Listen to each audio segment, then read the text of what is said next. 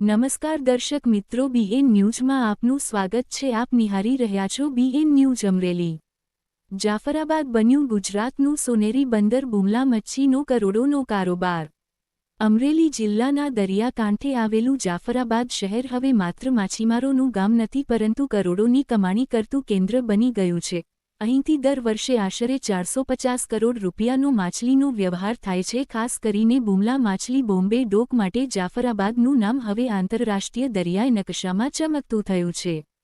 અમરેલી જિલ્લાના દરિયાકાંઠે આવેલું જાફરાબાદ શહેર માત્ર પ્રાકૃતિક સુંદરતા માટે જ નહીં, પરંતુ તેની દરિયાઈ સંપત્તિ માટે પણ વિશ્વભરમાં જાણીતું છે। ખાસ કરીને અહીંથી મળતી બુમલા માછલી Bombay duck, locally known as બમલા માછી માટે જાફરાબાદનું નામ સમગ્ર દેશ અને વિદેશમાં ગુંજે છે।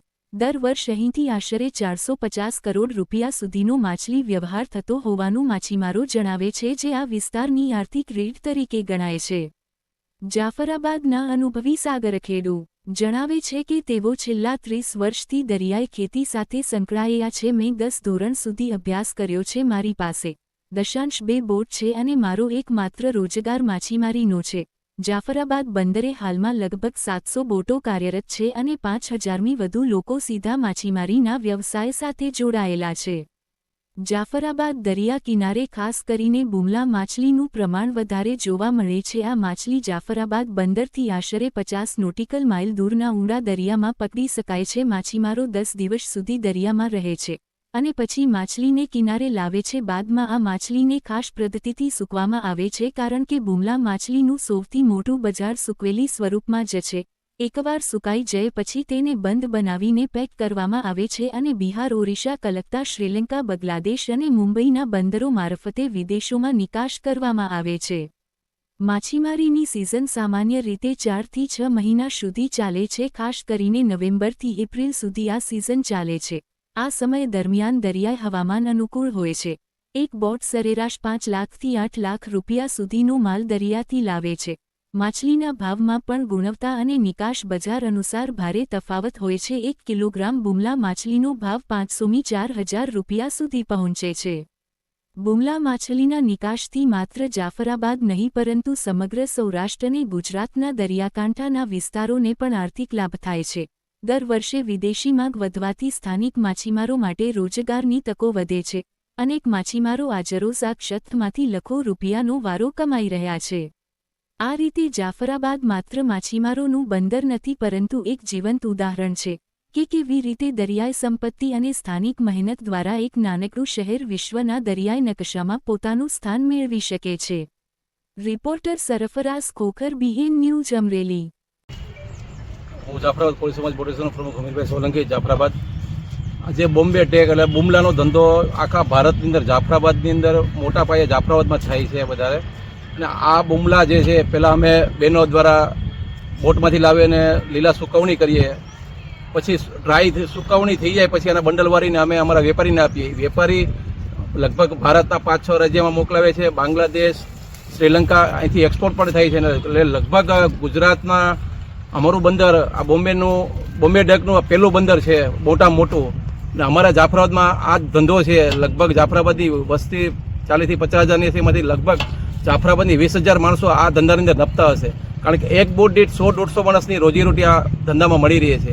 ને આ ધંધો અમને છેલ્લા લગભગ 1 મહિનો તો અમારા આ સિઝનની અંદર, કારણ કે બહુ સાયક્લોન આવ્યું એટલે બેસવું પડ્યું હતું, એટલે તો પણ મચ્છીના ભાવના હિસાબે આ ધંધો અત્યારે થોડોક અમને સારો થયેલો છે। ને ગવર્મેન્ટ થોડુંક જે અમારો નુકસાની થઈ,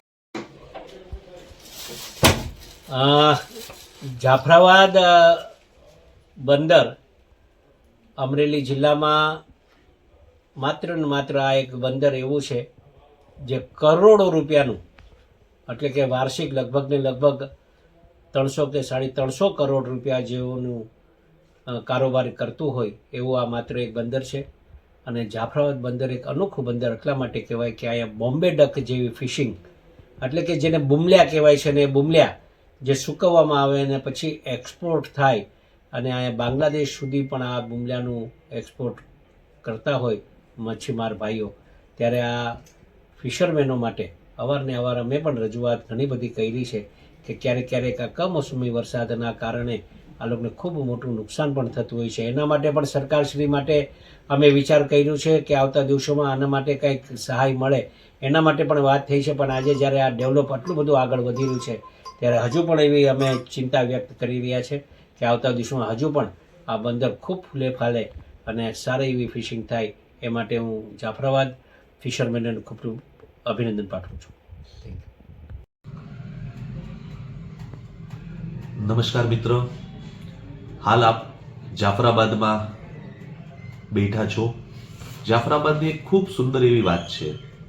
જાફરાબાદ દરિયાઈ કિનારે, સમુદ્રી કિનારાની વચ્ચે વસેલું આ ગામ છે. આ ગામની ખાસિયત એવી છે કે જાફરાબાદના બુમલા, જો કે એને બોમ્બે ડક્સ કહેવાય, આ બુમલા લગભગ દેશના ઘણા બધા રાજ્યોમાં જાય છે, વિદેશોમાં પણ જાય છે. આ બુમલાનું ફિશિંગ જાફરાબાદના કોસ્ટ ઉપર વધારે થાય છે અને સુકાવીને પણ લોકો ખાય છે, ફ્રેશ પણ ખાય છે. આના કારણે ગુજરાત સરકારને, કેન્દ્ર સરકારને કરોડો રૂપિયાની આવક થાય છે. અમે સરકારમાં એવી પણ રજૂઆત કરી છે કે આટલું મોટો સૂકી મચ્છીનું, જેમ કે આ બોમ્બે ડક્સનું આટલું મોટું આ હબ હોય તો શું કામ અહીંયા જેમ ખેડૂતો માટેનું માર્કેટિંગ યાર્ડ હોય એવી રીતે માછીમારોનું પણ માર્કેટિંગ યાર્ડ બને.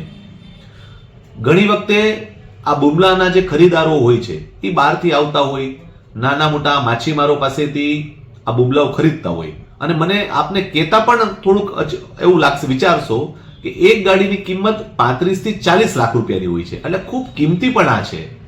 પણ આની ખાસ પ્રકૃતિ એવી છે કે બુમલા ક્યાં વધારે થાય? આપણો આ દરિયાઈ કિનારો ડોળો છે. ડોળો હોય એના કારણે બુમલાનું પેદાવાર વધારે થાય, એનું પ્રોડક્શન વધારે થાય, ખૂબ થાય. ચોખ્ખા અને છીછરા પાણીમાં આ બુમલાનું ઓછું પ્રોડક્શન થાય છે. એટલે આપણે જાફરાબાદ, રાજપરા, નવા